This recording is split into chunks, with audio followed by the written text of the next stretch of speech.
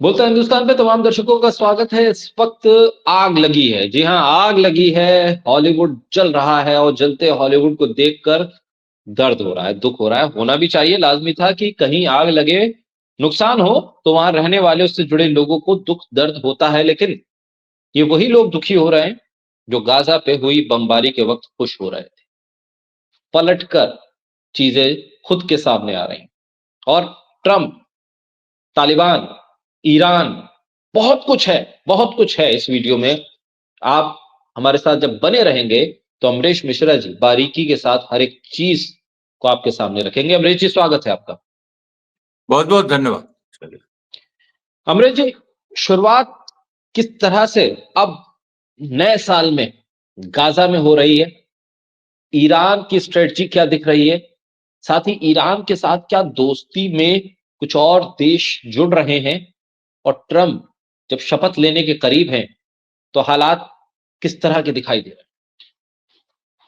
देखिए, सबसे हॉलीवुड पे तो आएंगे, मैं उस पे भी बात रखूंगा जो हॉलीवुड में आग लगी है। और हैं? जी। अभी देखिए, ट्रम्प से शुरू कर दे। ट्रम्प ने कल ही कहा फिर से कि मैं 20 जनवरी को शपथ लूंगा, और उनका शपथ लेना अब क्लियर हो गया है, क्योंकि कांग्रेस ने ये कह दिया है कि वो जो इलेक्शन वो जीते उस पर मुहर लगा दी कि अभी हाँ ये, और उसमें कमला हैरिस भी थी तो उनकी भी मुहर है। मतलब ये अब कोई अड़चन नहीं है।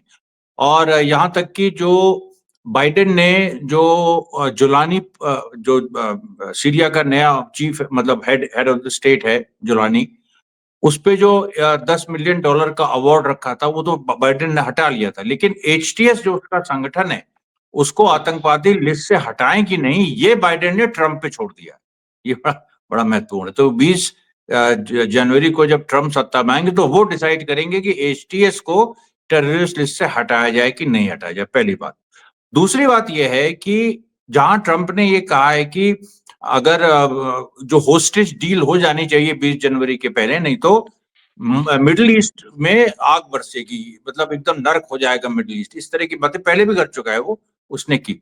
लेकिन उसके साथ साथ कल एक और घटना घटी बड़ी अजीब सी, जिसपे जो ज्यादा प्रचारित नहीं हुई, वो ये हुई कि एक और, देखिए जैसे एक्स है वैसे ही एक ट्रूथ करके सोशल मीडिया प्लेटफॉर्म है, ट्रूथ, उसपे उसपे भी ट्वीट्स जैसे होते हैं। उसमें ट्रंप ने, आप विश्वास नहीं करेंगे क्या ट्वीट किया उसने। कल ही ट्रंप ने एक वीडियो ट्वीट किया 2003 का, और 2003 का वो वीडियो है जिसमें एक अमेरिकन एकेडमिशियन, माने अमेरिका का पढ़ा लिखा प्रोफेसर, 2003 में जब इराक वॉर शुरू हुई थी, उस समय वो कोस रहा है नेतन्याहू को, और कह रहा है कि this son of a bitch, exactly यही वर्ड है, son of a bitch Netanyahu wants us to drag into a war with Iraq. मतलब इराक, और जबकि उस समय भी सारे एलिगेशन लगे थे कि इजराइल का बहुत बड़ा हाथ है इराक के इन्वेजन में। लेकिन उसको ट्रंप ने क्यों ट्वीट किया? ट्रंप तो इसका करीबी है, ट्रंप तो इजराइल का इतना बड़ा दोस्त है कि उसके आते ही इजराइल वेस्ट बैंक गाजा हड़प लेगा, इस तरह की बातें अंधभक्त फैलाते हैं। तो ट्रंप जो इतना बड़ा दोस्त है और नेतन्याहू को फ्री हैंड दे देगा, सब कुछ कर देगा, कह रहा है कि वहां नरक बन जाएगा। नरक किसके लिए बनेगा ये सवाल उठ गया है। इजराइल के लिए बनेगा कि वो हमास के लिए बनेगा या बाकी अरब देशों के लिए बनेगा? उसने ये क्यों ट्वीट किया कि Netanyahu the son of a bitch, इसने इराक वॉर में हमको जबरदस्ती घसीटा? ये इसका क्या मतलब है? ये देखिए, ये ट्रंप की बदमाशी। ट्रंप को मैं हमेशा से एक थोड़ा सा क्या कहें, उसको समझ में नहीं आ रहा है, क्योंकि है वो राइट विंग, लेकिन अब इधर वो जब चुनाव अमेरिका के हो रहे थे तो आखिरी 3-4 दिनों में अचानक वो पलटा, और उसको देखिए 3% वोट से जीता है, 50% उसके वोट थे, 47% कमला हैरिस के। तो वो 3% वोट जो है वो प्रो पैलेस्टाइन फोर्सेस के, क्योंकि उसने लास्ट में कहना शुरू कर दिया था कि हम युद्ध के खिलाफ हैं, हम ईरान के साथ, हम ईरान के खिलाफ नहीं है, हम युद्ध के खिलाफ हैं, और इसराइल की उसने तारीफ करना बंद कर दी थी। तो ये मैसेज गया। उसके बाद ट्रंप ने देखिए जो अपॉइंटमेंट्स किए, लोग कह रहे थे बिल्कुल प्रो इजरायली से भर दिया उसने, ये कर दिया है, लेकिन ऐसा है नहीं वास्तविकता में, क्योंकि उसने बहुत कुछ ऐसे लोगों को भी किया है जिनका राजनीति में वैसे कोई सीधे हस्तक्षेप नहीं है। मस्क को लेके भी बहुत सारी बातें हो रही हैं, लेकिन मस्क का अपना अलग एजेंडा है। उस तरीके से वो प्रो इजरायली कि तुम जाके गाजा वेस्ट बैंक एनेक्स कर लो, इस तरह की कोई बात है नहीं। ये लोग बेसिकली नॉन इंटरवेंशनिस्ट हैं कि अबे हम इंटरवीन नहीं करेंगे, कोई भी स्थिति होगी वो अपने आप वहां की जो लोग है हमारी लड़ाई नहीं, जैसे सीरिया पे भी ट्रंप ने कहा था हमारी लड़ाई नहीं, वैसे ही अगर ये इस पे स्टैंड ले ले कि ये इजराइल पैलेस्टाइन में कि हमारी लड़ाई नहीं है और इजराइल को जो मदद पहुंच चुकी है वो पहुंच गई, अब जो और मदद हम शायद ना दे पाए, ये सारी बात है, क्योंकि यूक्रेन के मामले में तो वो बोल चुका है। अब इजराइल के मामले में भी मुझको देखिए, मैं शुरू से कह रहा हूं कि ट्रंप अचानक एक ऐसी स्थिति बनी है अमेरिका में कि राइट विंग लेफ्ट विंग हो गया और लेफ्ट विंग राइट विंग हो गया, क्योंकि बाइडेन और कमला हैरिस ने बच्चों और महिलाओं के नरसंहार को जस्टिफाई किया, वो अपने को लिबरल और लेफ्ट कहते हैं। तो ये हालत पूरी है। ये देखिए जो ट्रंप वाली बात है। उसके बाद दूसरी बात देखिए जो महत्वपूर्ण है और जो नहीं आएगी, मतलब कोई उस पर छापेगा नहीं, कि किताबे अल तौहीद, जो तालिबान ने बहुत सारी किताबें बैन की हैं अभी, उसमें एक किताब अल तौहीद है। अब किताब अल तौहीद क्या है? ये जो अब्दुल वहाब, जो वहाबी फिलोसफी के फाउंडर 18वीं सदी से, और जिनका हाउस ऑफ साउथ जो अभी सऊदी अरेबिया में घराना रूल कर रहा है, उससे उनका तब सबसे अलायंस है 18th सेंचुरी से। और उसके बाद आप तो जानती हैं कि अंग्रेजों ने जब ऑटोमन एम्पायर गिरा 1918 में, तो अंग्रेजों ने जिस तरह से पूरे अरब दुनिया को बांटा, उसमें सऊदी अरेबिया के जो हाउस ऑफ साउथ है उससे इंग्लैंड का खास रिश्ता है। आज तक वो बहुत बड़े एजेंट अमेरिका इंग्लैंड के माने जाते हैं। फिलिस्तीन के मामले में देखिए कैसे वो चुप रहे। और ये जो पूरी बात है तो वहाबी थिंकिंग ये 1980 से अमेरिका ने पूरी दुनिया में फैलाई इस्लाम के नाम पे कि यही इस्लाम है। और इसमें ये था कि जो भी उसको नहीं मानेगा, कुछ खास चीजें जो होती हैं, जैसे अब्दुल वहाब, अब हमारे यहाँ भी शाह वलीउल्लाह का ट्रेंड है, वो लेकिन क्रांतिकारी ट्रेंड है, क्योंकि वो सूफियों को भी मानते हैं। नक्शबंदी ऑर्डर के खुद थे शाह वलीउल्लाह, बहुत बड़े थिंकर थे 18th सेंचुरी के। और उनके लड़के शाह अब्दुल अजीज ने जो फतवा दिया दारुल हर्ब का 1803 में, वो हिंदू मुस्लिम एकता की खास मिसाल माना जाता है और जो आजादी की लड़ाई 1857 की नींव रखने वाला माना जाता है। तो अब अंग्रेजों ने क्या किया कि 1857 में बहुत सारे जो मौलवी लड़े उनको वहाबी कह दिया, जबकि वो वहाबी नहीं थे, वो वलीउल्लाहिट थे। और उसके बाद जो जमीयत उलमा हिंद और पूरे देवबंद स्कूल की जो भूमिका भारत के आजादी के आंदोलन में थी, वो भी सब वलीउल्लाहवादी थे। उनका अब्दुल वहाब की थिंकिंग से कोई लेना देना नहीं था, लेकिन जबरदस्ती उनको वहाबी कहा गया। वहाबिज्म असली में अमेरिका ने बढ़ाया और इस तरह की एक उसको ये पूरा मोड़ दिया कि जो भी मुस्लिम वहाबी नहीं है उसको मार देना लाजिम है। इस तरह की जो पूरी एक थिंकिंग थी 80s और 90s में, वही आगे चल के अलकायदा बनी। ये सोच तकफीरी जिसको कहते हैं कि दूसरे मुसलमानों को भी मार दो, नॉन मुस्लिम्स को तो छोड़ो, तो जो तकफीरी सोच है। अच्छा, और एक दूसरी बात, अब्दुल वहाब किसी देश वगैरह को नहीं मानते थे, वो एक इस्लामिक कैलिफेट बन जाए तो वो फिलिस्तीन के साथ वहाबी थिंकिंग कभी खड़ी नहीं हो सकती थी। इसलिए मुस्लिम ब्रदरहुड बना हसन अल बन्ना का, जिसको हमास फॉलो करता है, और वो भी सुन्नी स्कूल 1928 के बाद बना, और उसने देखिए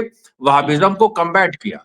तो ईरान का जो उसूली स्कूल है जो शिया का, जो हिंदुस्तान में जो शाह वलीउल्लाह का स्कूल है, और उधर हसन अल बन्ना का जो मुस्लिम ब्रदरहुड है, ये तीनों प्रगतिशील विचारधारा है। वहाबी जो है ये इसने हमेशा अमेरिका इजराइल की मदद की। अब तालिबान को तो कट्टर वहाबी कहा जाता है, जबकि सच्चाई ये है कि तालिबान के जो रूलर ज्यादातर सब देवबंद से है, वो देवबंद से जुड़े हुए, और उन्होंने देखिए बैन कर दिया किताब अल तौहीद। और और तालिबान ईरान बहुत नजदीक आ रहा है। और आपको एक चीज और बता दें, ईरान ने एक बड़ा खतरनाक वेपन अनवेल किया। एक तो ईरान अपने हथियार बताता नहीं है। अभी देखिए ये जो इसने अनवेल किया है, ग्रेट प्रॉफिट नाम का उसको नाम दिया है पूरी वेपन एक्सरसाइज को। दरअसल ये मिसाइल इंटरसेप्टर है, जैसे इजराइल का आयरन डोम है, या जैसे इजराइल का एरो स्लिंग है, जो और अमेरिका का थाट सिस्टम है, जो मिसाइल फायर करी उसको इंटरसेप्ट करता। हालांकि वो फेल हो गए। यमन ने किस तरीके से पिछले 15 दिनों में 16 हमले कर दिए, वो पूरी दुनिया के सामने है।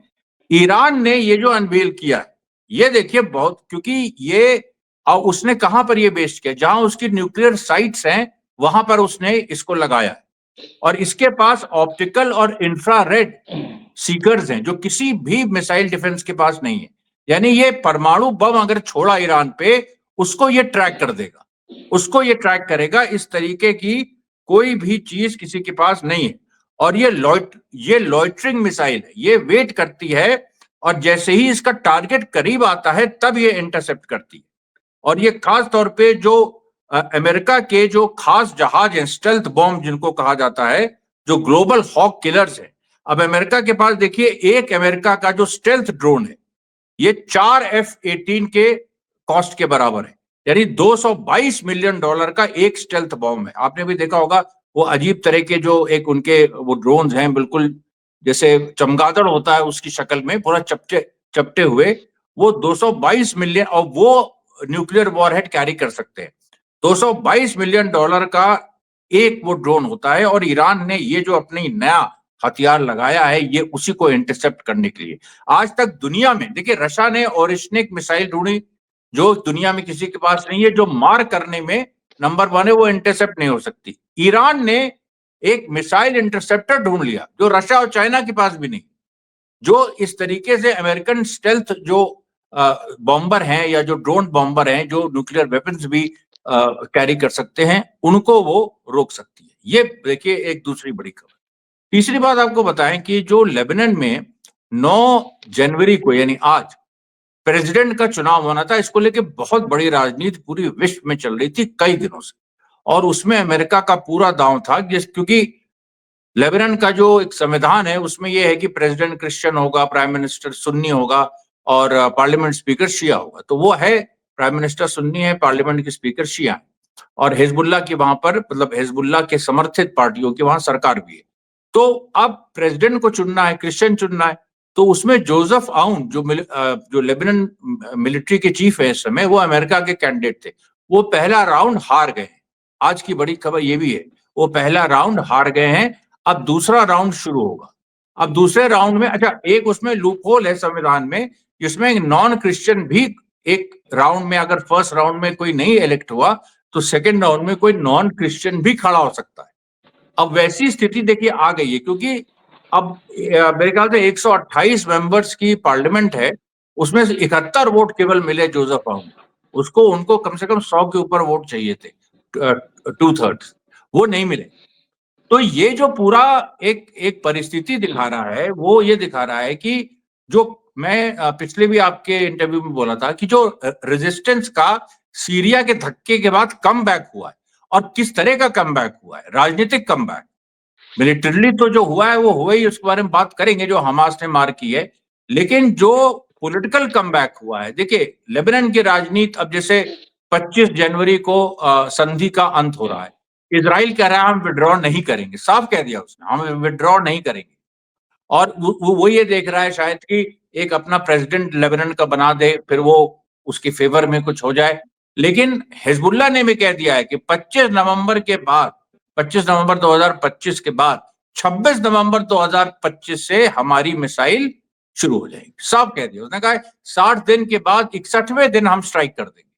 और हिजबुल्लाह ने रिस्ट्रेन बरता है, इजराइल ने डॉक्यूमेंटेड कम से कम 1000 वायलेशन, खुद जो यूएनओ ने डॉक्यूमेंट किए 1000 सीज फायर, 1000 से ऊपर सीज, मतलब अब तो गिनती ही नहीं है, सीज फायर वायलेशन किए। 30 से ऊपर लेबनीज सिविलियंस को और लेबनीज आर्मी के लोगों को उसने मार दिया है। जो संधि 28 नवंबर 2024 को हुई थी, उसके बाद से आज तक। अब आप सोचिए, हिजबुल्लाह ने एक भी इजरायली को नहीं मारा, एक स्ट्राइक की थी, वो भी वार्निंग स्ट्राइक, उसके बाद वो भी रुक गया। और उसने कहा अब तुम 26 जनवरी, जब हम लोग का रिपब्लिक डे है, 26 जनवरी 2025 का हम वेट कर रहे हैं, उसको आप देखिए। तो ये देखिए, अच्छा, उधर लेबनान में प्रेसिडेंशियल इलेक्शन बदल गए, वो जैसे मैंने आपको बताया। अब दूसरी तरफ ईरान और तालिबान का करीब आना। अच्छा, तालिबान और पाकिस्तान में कुछ इस तरह की झड़पें भी हुई हैं, हालांकि उनको रोका गया। उसको रोकने में अमेरिका चाहता था वो हो, उसको किसने रोका? उसको तो ईरान ने रोका। ये सब बारीकियां लोग नहीं पकड़ पाते।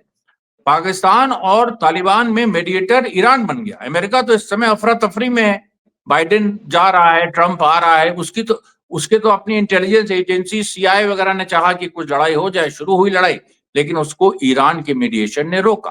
क्योंकि लोग नहीं जानते हैं इस बात को कि कासिम सुलेमानी साहब के समय से तालिबान का ईरान से एक अपना सीक्रेट रिश्ता है, और उनके अंदर एक अंडरस्टैंडिंग है जो वहां के शिया हैं, जो अफगानी शिया, उनकी एक अलग फोर्स भी है फातिमुम, जो इस समय कभी वो लेबनान में भी लड़ती है, सीरिया भी लड़ने आई थी, फिर उसको वापस ले लिया गया। तालिबान जो सुन्नी ग्रुप है, जो बेसिकली देवबंदी है, और उसको जो है वहाबी वहाबी कह के ये किया उसने, देखिए वो किताब भी बैन कर दी, और ये पूरा इस समय दुनिया सकते में है। वहाबी जो वहाबी थिंकिंग के लोग हैं वो बिल्कुल सकते में है कि ये क्या हो गया। अच्छा, मैं यहाँ एक चीज और क्लियर कर दूं कि देखिए वहाबी, बहुत सारे लोग अपने मासूमियत में भी वहाबी हो जाते हैं, और बहुत सारे ऐसे लोग हैं जो हो सकता है कि वो वहाबी ना भी हों, अब्दुल वहाब की थिंकिंग को मानते हों, और फिर भी वो अमेरिका इजराइल विरोधी हैं, तो उनके बारे में मैं कुछ नहीं कह रहा। मैं कह रहा हूं जो संगठित एक वहाबिज्म है, इज्म जो है, उसको जो है अमेरिका ने जो थोपा है, और सब जगह सब हर हर हर चीज को उन्होंने वहाबी कह दिया। मतलब बेसिकली आतंकवाद का पर्याय, वहाबिज्म को इस्लाम का पर्याय बनाया, और फिर आतंकवाद का पर्याय इस्लाम और वहाबिज्म को बना दिया, जबकि खुद ही उसने इसको फैलने में सऊदी अरेबिया के माध्यम से मदद की।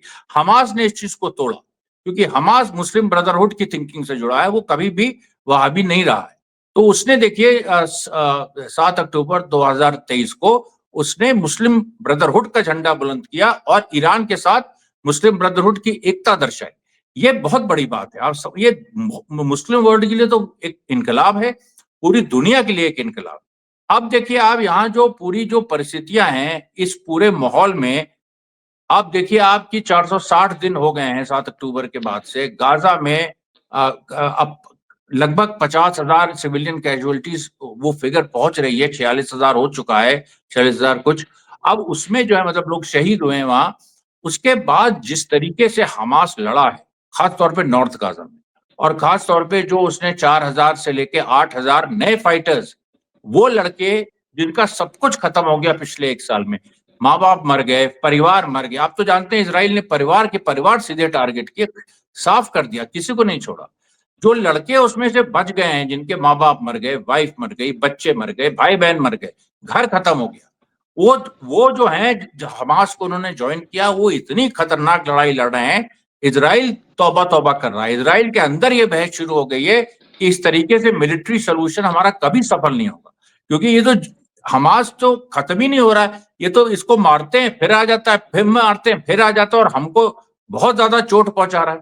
एक आपको बताएं, नेतन्याहू का बहुत ही क्लोज एडवाइजर है, उसका कल ही हिब्रू अखबारों में इंटरव्यू आया, जिसमें उसने कहा, एशेल उसका शायद नाम है, ESHEL, मैं एग्जैक्ट भूल रहा हूं, लेकिन उसने कहा कि मिलिट्री सोल्यूशन काम नहीं कर रहा। क्यों? क्योंकि हम लोगों ने गलती की, हमास को आतंकवादी संगठन माना हमने। ये अमेरिकन लाइन थी कि आतंकवादी संगठन, लेकिन उसको क्या मानना चाहिए था?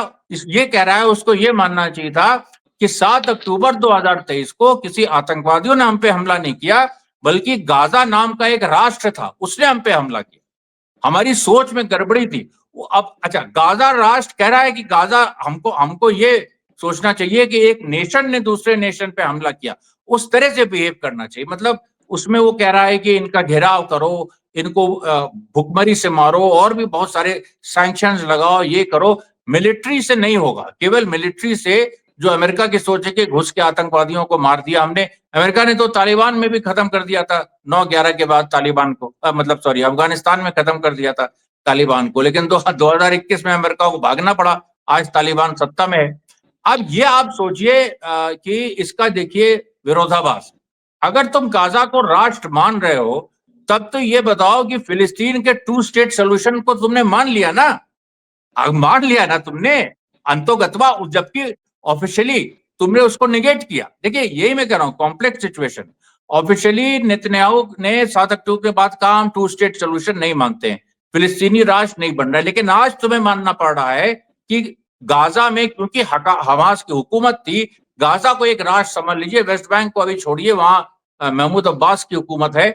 गाजा को एक राष्ट्र समझिए जिसने हम पे हमला किया, उस तरह से बिहेव करिए जैसे एक दुश्मन सेना आप पे हमला करती है।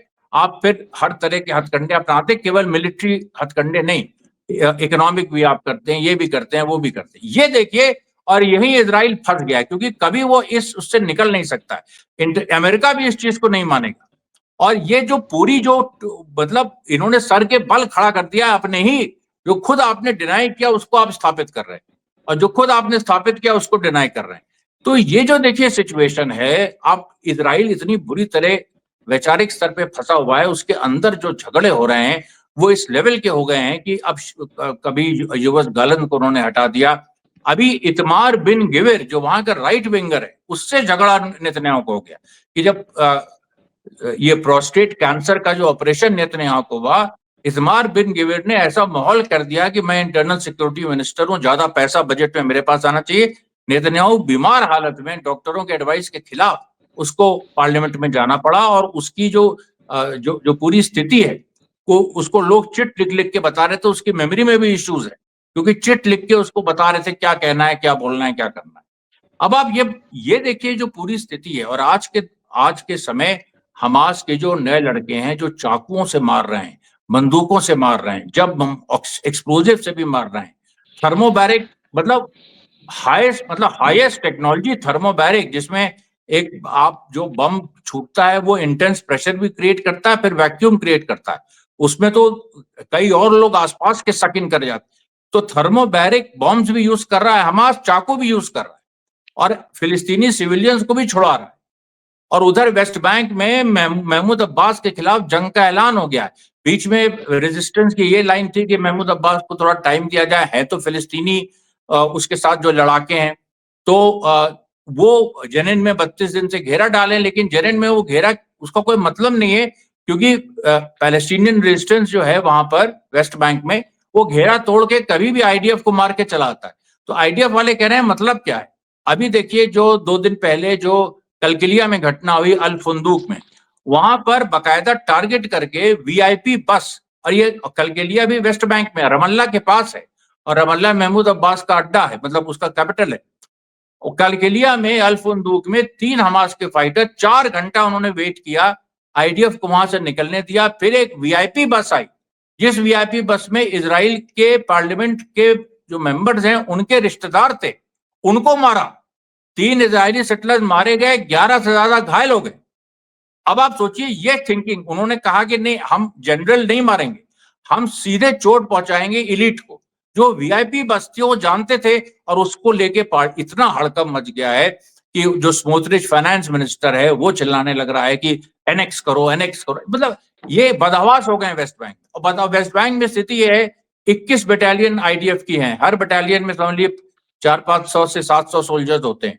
अब वो ये कह रहे हैं कि अगर पैलेस्टीनियन अथॉरिटी को हमने आगे किया हमास से लड़ने के लिए, लेकिन लग नहीं रहा है कि पैलेस्टीनियन अथॉरिटी कुछ कर पाएगी, और पैलेस्टीनियन अथॉरिटी कोलैप्स कर गई अगर, तो हमें 40 बटालियन की जरूरत होगी। लेकिन लोग कहाँ हैं, हमारे सैनिक है ही नहीं, क्योंकि लेबनान में फिर से शुरू हो रहा है, गाजा में हो रहा है, सीरिया में वहां बैठे हैं। और सीरिया की आपको एक बात बताएं, बहुत सीक्रेट बात, ये सीरिया में आईडीएफ की ये रिपोर्ट है, जो वर्ल्ड मीडिया में रिपोर्ट नहीं किया, लेकिन आईडीएफ ने हिब्रू वेबसाइट्स को बताया। उन्होंने कहा कि ये नेतन्याहू जो है, या जो हमारी सरकार है, नाम लेके नहीं कहा, हमारी सरकार ये गलतफहमी में है, सीरिया में रेजिस्टेंस खड़ा हो रहा है।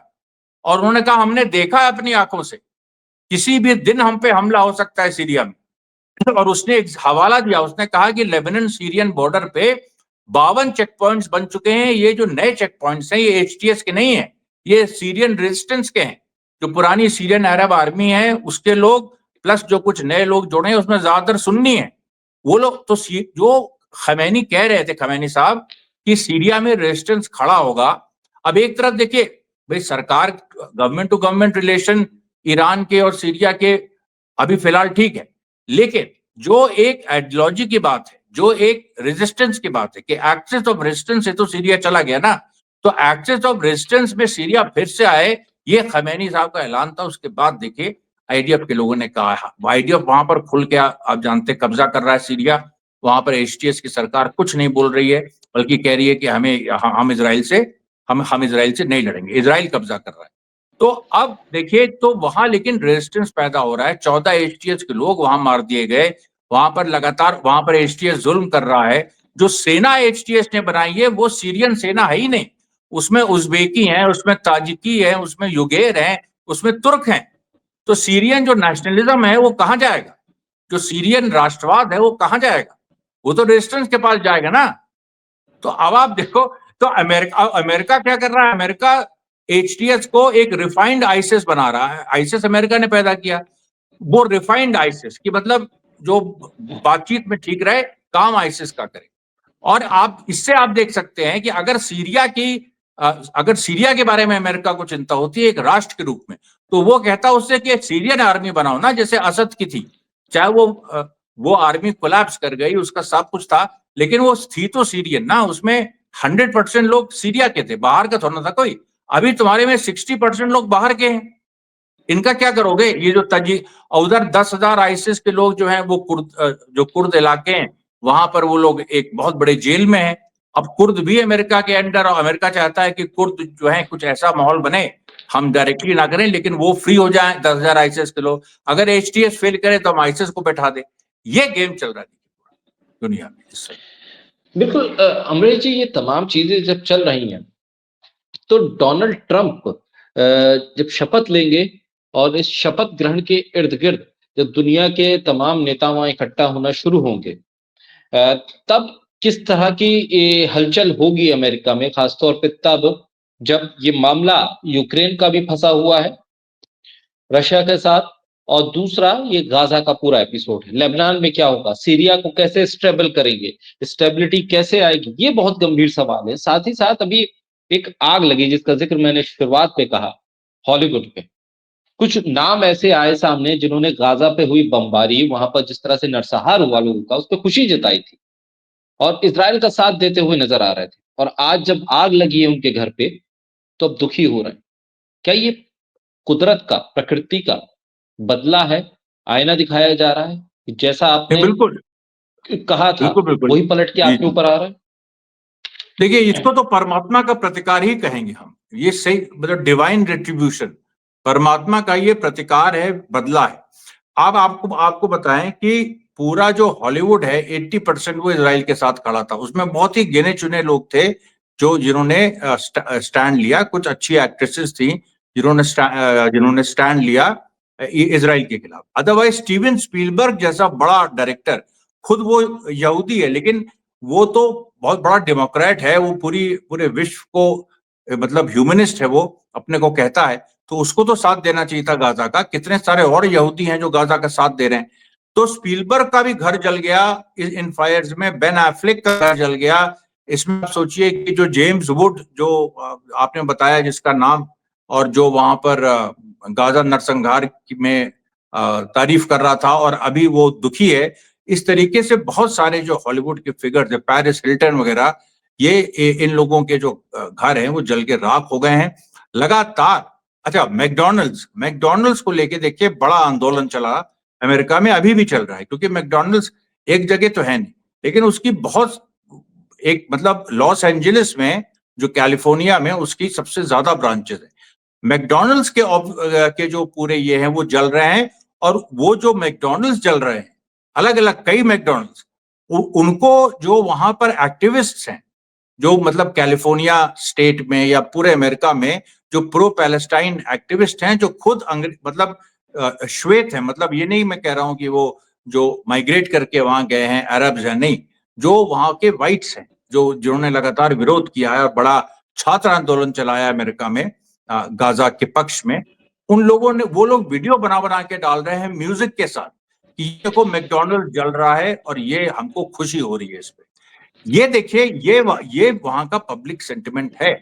ट्रंप जैसा आदमी भी उसको, अब वो तो कहेगा कि हम अभी सत्ता में ही नहीं है, अभी हम 20 जनवरी में आएंगे। वैसे भी ट्रंप को हॉलीवुड से नफरत है, क्योंकि हॉलीवुड के लोग उसका विरोध करते हैं। वो बाइडेन और ये मतलब बेसिकली डेमोक्रेटिक पार्टी के लोग हैं। अब बाइडेन ने भी गाजा नरसंहार का सपोर्ट किया। तो जो लिबरल हॉलीवुड अपने को कहता था कि हम लिबरल हैं, उसका लिबरलिज्म गाजा में नंगा हो गया, जैसे बाइडेन और कमला हैरिस का लिबरलिज्म नंगा हुआ। और अब वो उन पे मार पड़ रही है, और ये मार प्रकृति की मार है। इसके पहले लेकिन प्रकृति के अलावा आप याद करिए कि जो यूनाइटेड हेल्थ केयर, जो सबसे ज्यादा जो मतलब बदनाम इंश्योरेंस फर्म जो अमेरिका की है, यूनाइटेड हेल्थ केयर, जिसका 32% रेट ऑफ रिफ्यूजल है, गरीबों को तो इंश्योरेंस के बाद भी कुछ नहीं देती और पैसा लूटती है, उसके चीफ को ल्यूजी मैंजियानो नाम के आईवी लीग स्टूडेंट ने सरेआम गोली मार दी, ये जो पिछले करीब 20 दिन पहले। और उसने गोली मार के फिर वो गिरफ्तार भी हुआ, उसने कोशिश भी नहीं की अपने को ये अलग हटने की, और उसके बाद उसको आज हीरो बनाया, आज अमेरिका का हीरो है वो। जहां भी उसका नाम लेते हैं, या ये भी खबर कोई दिखाता है कि उसका ट्रायल शुरू हो रहा है या वो जेल से यहां से वहां जा रहा है, तो लोग तालियां बजाने लगते हैं। ये तो ऐसे सेंटिमेंट में, जो आपने सबसे पहले पूछा था कि ट्रम्प जो 20 जनवरी को आएगा सत्ता में, तो आप बताइए वो क्या करेगा। ट्रम्प को के पास कोई ऑप्शन नहीं है सिवाय इसके कि वो बाइडेन से लेके तमाम लोगों की जो लेगेसी है, चाहे वो फॉरेन पॉलिसी में हो चाहे डोमेस्टिक पॉलिसी में हो, उसको वो पलटे। अब वो कहां तक पलट पाएगा, अच्छा, क्योंकि अगर उसने नहीं पलटा, ये भी भाई है तो वो सिस्टम का आदमी ना, अगर उसने नहीं पलटा और अगर केवल वो एक राजनीतिक माहौल को देखते हुए वोटों के लिए वो बदला है कि लास्ट में 3% वोट उसको मिल गए, जीत गया, तो अगर ये हुआ तो फिर अमेरिका में सिविल वॉर होगी। क्योंकि अमेरिका की जो हालात हैं उसमें देखिए, गाजा की लड़ाई और यूक्रेन की लड़ाई से जो अमेरिका का सोशल फैब्रिक है वो हिल गया है।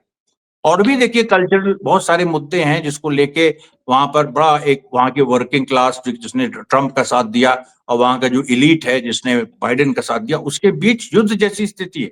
मैं आपको बता रहा हूं ना कि एक लड़के ने, एक छात्र ने, एक मेधावी छात्र ने यूनाइटेड हेल्थ, बताओ उसको क्या जरूरत थी, वो अच्छा उसका कैरियर सेट था, उसने बकायदा यूनाइटेड हेल्थ केयर के जो चीफ को गोली मार दी कि तुम जो हो 32% रिफ्यूजल रेट है, गरीबों का खून चूसते हो, उसने गोली मार दी ये कहते हुए, और उसको इतना समर्थन मिल रहा है। ये उस तरह की शूटिंग नहीं है। और अमेरिका में अभी और भी शूटिंग हुई है जिसमें ये दिखाया जा रहा है, ऐसा लग रहा है कि बाइडेन चाहता है कि आईसिस फिर से खड़ा हो। तो ये देखिए पूरा एक माहौल है, और इसमें मुझे लगता है कि जो रशा ने कहा था कि ट्रंप के जीतने का मतलब है अमेरिका में सिविल वॉर, वही स्थिति पैदा होगी। बहुत शुक्रिया अमरीश जी, बोलता हिंदुस्तान के साथ जुड़ने के लिए, हमारे साथ चर्चा करने के लिए बहुत शुक्रिया। धन्यवाद।